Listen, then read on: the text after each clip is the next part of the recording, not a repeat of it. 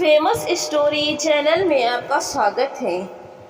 तो दोस्तों, आज के इस पोस्ट में हम सियाराम शरण गुप्त रचित कहानी काकी लेकर आए हैं। इस कहानी में एक अबोध बालक का अपनी माँ के प्रति गहरा प्रेम प्रकट हुआ है। तो आइए बिना देरी के पोस्ट की शुरुआत करते हैं और पढ़ते हैं सियाराम शरण गुप्त की कहानी काकी। उस दिन बड़े सवेरे श्यामू की नींद खुली तो उसने देखा घर भर में कोहराम मचा हुआ है। उसकी माँ नीचे से ऊपर तक एक कपड़ा ओढ़े हुए कंबल पर भूमि शयन कर रही है और घर के सब लोग उसे घेर कर बड़े करुण स्वर में विलाप कर रहे हैं। लोग जब उसकी माँ को शमशान ले जाने के लिए उठाने लगे तब श्यामू ने बड़ा उपद्रव मचाया। लोगों के हाथ से छूटकर वो माँ के ऊपर जा गिरा।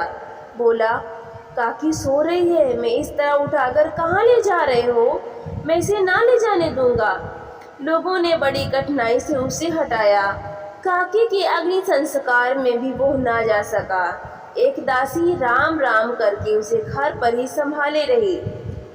यद्यपि बुद्धिमान गुरुजनों ने उसे विश्वास दिलाया कि उसकी काकी उसके मामा के यहाँ गई है, परंतु यह बात उससे छिपी न रह सकी कि काकी और कहीं नहीं ऊपर राम के यहाँ गई है।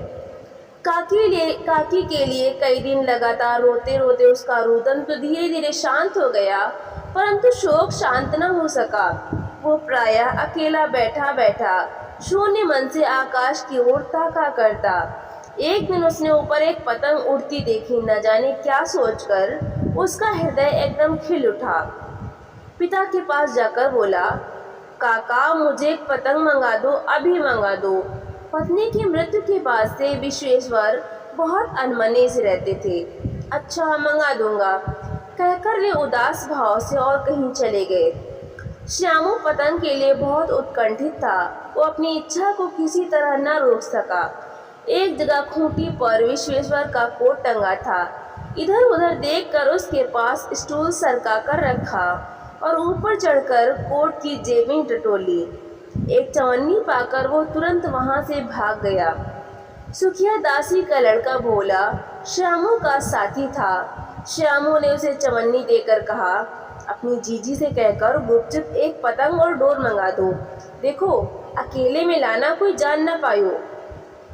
पतंग आई। एक अंधेरे घर में उसमें डोर बांधी जाने लगी। श्यामू ने धीरे से कहा, भोला किसी से ना कहो तो एक बात कहूँ? भोला ने सिर हिलाकर कहा, नहीं किसी से ना कहूँगा। श्यामू ने रहस्य खोला, मैं यह पतंग ऊपर राम के यहाँ भेजूंगा। इसको पकड़कर काकी नीचे उतरेगी। मैं लिखना नहीं जानता, नहीं तो इस पर उसका नाम लिख देता। भोला श्यामू से अधिक समझदार था। उसने कहा, बात तो बहुत अच्छी सोची, परंतु एक कठिनाई है। यह डोर पतली है, इसे पकड़कर काकी उतर नहीं सकती। इसके टूट जाने का डर है।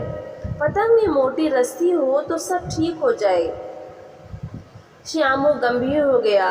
मतलब यह बात लाख रुपए की सुझाई गई, परंतु कठिनाई यह थी कि मोटी रस्सी कैसे मंगाई जाए। पास में दाम है नहीं और घर के जो आदमी उसकी काकी को बिना टया मेया के जला आए हैं वो उसे इस काम के लिए कुछ देंगे नहीं। उस दिन श्यामू को चिंता के मारे बड़ी रात तक नींद नहीं आई। पहले दिन की ही तरकीब से दूसरे दिन फिर उसने पिता के कोट से 1 रुपया निकाला, ले जाकर भोला को दिया और बोला, देख भोला, किसी को मालूम ना होने पाए, अच्छी अच्छी तो रस्सियाँ मंगा दे। एक रस्सी छोटी पड़ेगी, जवाहिर भैया से मैं एक कागज पर काकी लिखवा लूँगा।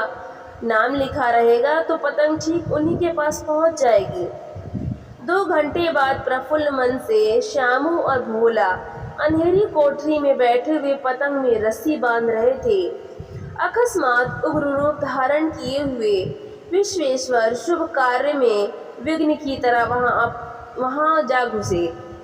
भोला और श्यामू को धमका कर बोले, तुमने हमारे कोट से रुपया निकाला है? भोला एक ही डांट में मुखबिर हो गया। बोला, श्यामू भैया ने रस्सी और पतंग मंगाने के लिए निकाला था।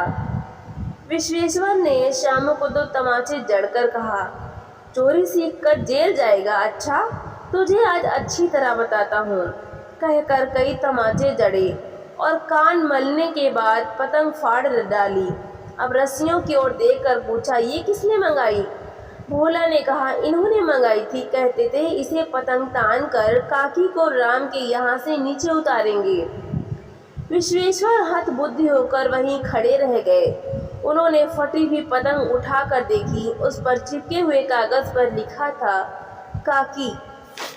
तो दोस्तों, आपको ये कहानी कैसी लगी? लाइक करें, शेयर करें और कमेंट करके हमें ज़रूर बताएं।